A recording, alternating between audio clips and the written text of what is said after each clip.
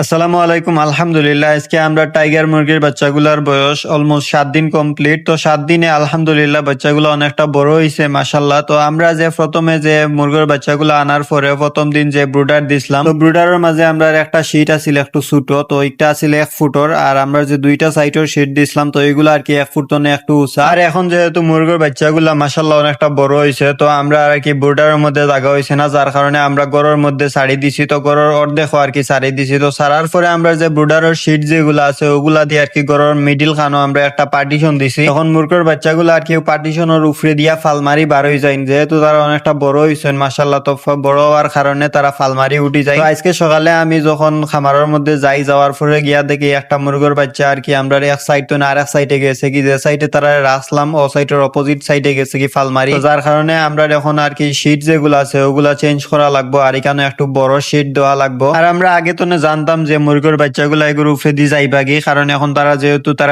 Size মাশাআল্লাহ অনেকটা বড় হয়েছে। তো আমরা আর কি গতকালকে রাত আমরা আর কি ব্রুডারের যে শীট যে একটা আছে, তো ব্রুডারের শীট একটা আনাইছি। তো এখানে আমরা আর কি বড় শীট একটা আনাইছি 8 ফিট বাই 4 ফিট। তো একটা আনার পরে আমরা আর কি ওটারে 3 পিসে ভাগ করিয়া কাটি দিছি। তো 3 পিসে কাটার পরে আমরা 2 পিস আর কি যে আমরা যে ব্রুডারের মাঝখানো যে আমরা যে পার্টিশন দিছি আমরা গড়, তো ও জায়গাতে আর কি আমরা 2 পিস দিলাইমু। তো 2 পিস দিলাইলে এইখানে আর কি বাক্কা উঁচু হয়ে যাব।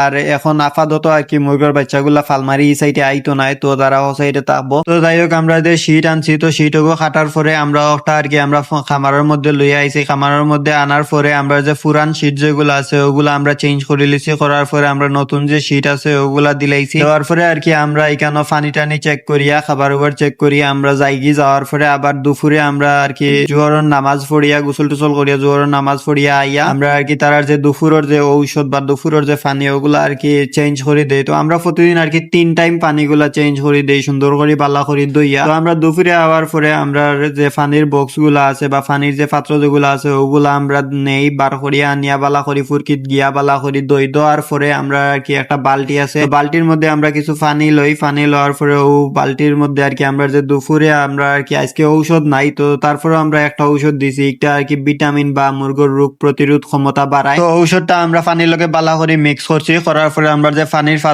পাত্রের মধ্যে আর কি ঔষধগুলা দেই। দেওয়ার পরে আর কি আমরা আর কি মুরগির গেস্তনে পানির পাত্রটা আধা ঘন্টা আগে হরাইলাই। হরানির পরে আমরা বালা করে পাত্রটা পরিষ্কার করিয়া ঔষধ মিক্স করার পরে আমরা আর কি আধা ঘন্টা পরে মুরগরে পানি দেই। তো আধা ঘন্টা পরে মুরগরে পানি দেওয়ার কারণ মুরগের এই আধা ঘন্টায় যতক্ষণ খানি খাইবা, খানি খাওয়ার পরে তার যে পানির পিপাসা পাইবো, আমরা যখন পানিটা দিমো ঔষধর তখন আর কি তার পানির তৃষ্ণা মিটাইতা করি তারা জলদি আইয়া পানিগুলা খাইলি বা ঔষধর। তো যাই হোক আমরা দুপুরে ঔষধ দেওয়ার পরে আমরা যাইগি। তারপরে আবার আমরা বিকালকুর যে ঔষধটা আছে বিকালকুর ঔষধ দেওয়ার লাগে আমরা বিকালে নামাজ পড়িয়া আবার আইই। বিকালে নামাজ পড়িয়া আইয়া আমরা আর কি বাটিগুলা বার করিয়া বাটিগুলা প্রথমে বালা করি সুন্দর করে দই দেওয়ার পরে ঔষধগুলা মিক্স করিয়া পানির পাত্রের মধ্যে ঔষধগুলা দিলাই। তো আজকে আর কি আমরা যে সকালে অনেকটা মেঘ দিছে, সকালে মেঘ দেওয়ার পরে আবার দুপুরে মেঘ আসিল না, তারপরে আবার বিকালে একদম জড়ি দিছে পুরা। তো বিকালে মেঘের মাঝে আর কি আমরা বিকালকুর যে ঔষধ আছিল ঔষধের পাত্রটা ফুরকির মধ্যে নিয়া দই দেওয়ার পরে আমরা বালা করে পরিষ্কার করিয়া বিকালকুর যে ঔষধ আছে ঔষধটা দেই। দেওয়ার পরে তার খানির পাত্রটা আর কি খানি কমি যায়। খানি কমার কারণে আমরা খানির পাত্রটার মধ্যে খানি কিছু দেই। দেওয়ার পরে